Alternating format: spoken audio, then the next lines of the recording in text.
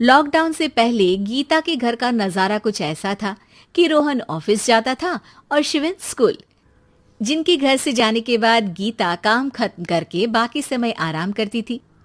लेकिन लॉकडाउन के बाद ऑफिस और स्कूल घर में ही खुल गए और इससे गीता का हाल वो तो आपको देखने में ही मजा आएगा। शिविन, ओ शिविन, महाराज उठने के लिए क्या 21 तोपों की सलामी लेंगे? अरे बिस्तर से बाहर निकल, ऑनलाइन क्लास स्टार्ट होने वाली है। अरे तुम भी हद करती हो, स्पीकर की तरह चिल्लाने की क्या जरूरत है? दिख नहीं रहा मेरी कॉन्फ्रेंस चल रही है। अब कैमरा और स्पीकर ऑन कर रहा हूं, मुझे कोई शोर नहीं चाहिए। इस पर जैसे ही रोहन लैपटॉप का कैमरा और स्पीकर ऑन करता है तभी कुकर की सीटी बजती है।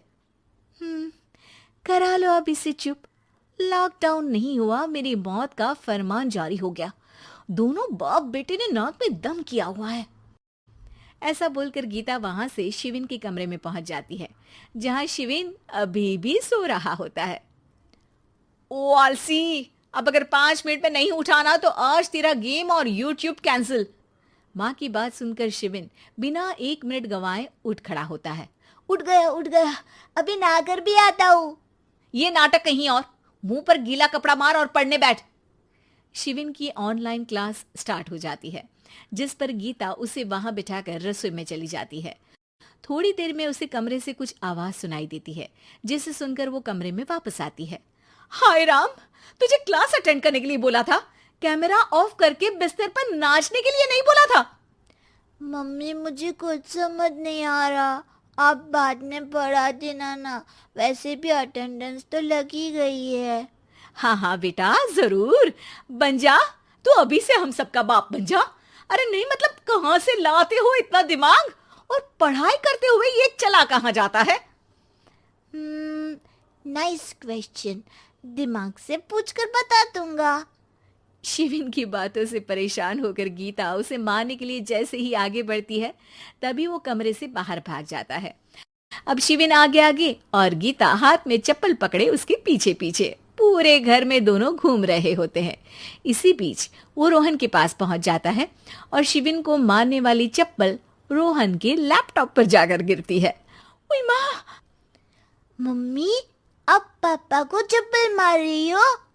वो आज तक के रिपोर्टर, चुपचाप जाकर क्लास अटेंड कर ले, नहीं तो अगली तेरे पीछे लगेगी। इस पर शिविन वहां से चला जाता है, जिसके बाद रोहन गीता से कहता है, इस सर्कस के लिए कुछ बोलना चाहोगी? अरे क्या करूं, जब से तुम दोनों घर में रहने लगे हो, घर अपने आप ही सर्कस बन गया है और मैं तुम्हारी नौकर। कभी बेटी को संभालो तो कभी बाप के नखरे उठाओ। इन्हीं सब उथल पुथल में दिन बीतते रहते हैं, जिसमें हर रोज घर के अंदर कुछ नया सियप्पा खड़ा मिलता है, जो ज्यादातर शिविन और रोहन के ऑनलाइन स्कूल और ऑफिस से रिलेटेड ही होता है। एक सुबह, शिविन चल उठ, आज की क्लास जल्दी है। कैमरा ऑफ करके आप अटेंड कर लो। अरे ऐसे छित्तर पड़ेंगे, दादी नानी सब एक साथ याद आ जाएंगी। गीता की लाख मशक्कतों के बाद क्लास तो खत्म हो जाती है, लेकिन उसके बाद शिविन फोन इस्तेमाल करते हुए इंस्टाग्राम रील बनाने लगता है। रसोड़े में कौन था? तुम थी, मैं थी, कौन था? कौन था? हाँ, मैं गरीब हूँ। अरे ओ गरीब के बेटे, आजा, मैं बनाती हूँ तुझे गरीब।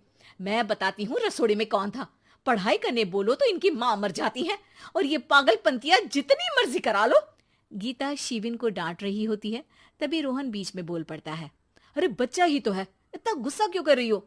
बेटे का साथ देने की इसी एक कोशिश में अब शिविन के साथ साथ रोहन भी गीता के गुस्से की सूली पर चढ़ जाता है। अगर बेटे पर इतना ही प्यार आ रहा है तो इसे क्लास अटेंड क्यों नहीं कराते, इसका होमवर्क क्यों नहीं कराते? उस समय तो बहुत जल्दी मीटिंग आ जाती है, वो काम मैं करूं और यहाँ इस बेफिजुली की चीज में तरफदारी करके बन जाओ महान।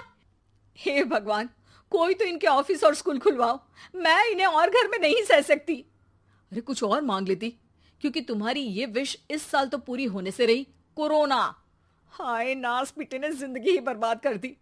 खाए कोई पचाए कोई, कल मुझे चुन चुन कर सबको मेरी बद्दुआ लगेगी। उन्होंने दुनिया का और इन बाप बेटे दोनों ने मेरा जीना मुश्किल कर दिया। गीता वहां से चली जाती है, जिसके बाद रोहन शिविन से कहता है, अरे तुम्हारी मम्मी इतनी भड़की हुई क्यों है? आपकी वजह से पूरा समय घर में रहते हो और उस पर कोई काम कराने की जगह बस ऑर्डर देते रहते हो। अच्छा बेटे, सारा इल्जाम मुझ पर? पूरा दिन तो वो तुम पर ही चिल्लाती है। हाँ, मतलब दोनों का 50-50 है, कुछ करना पड़ेगा। वो कहते ना, make the best out of worst. I have an idea. वैसे तुम्हारी माँ सही कहती है, बहुत जुबान चलाने लगे हो, कम बोला करो। अगली सुबह रोहन और शिविन अपनी गलती को सुधारने के लिए गीता के उठने से पहले घर का आधा काम खत्म कर देते हैं, जिसे देखकर गीता खुश हो जाती है और फिर बाकी बचा काम वो तीनों मिलकर पूरा कर लेते हैं। जिसके बाद अब वो सब मिल बांट कर हर काम में एक दूसरे की मदद करते हुए लॉकडाउन का मजा लेने लगते हैं।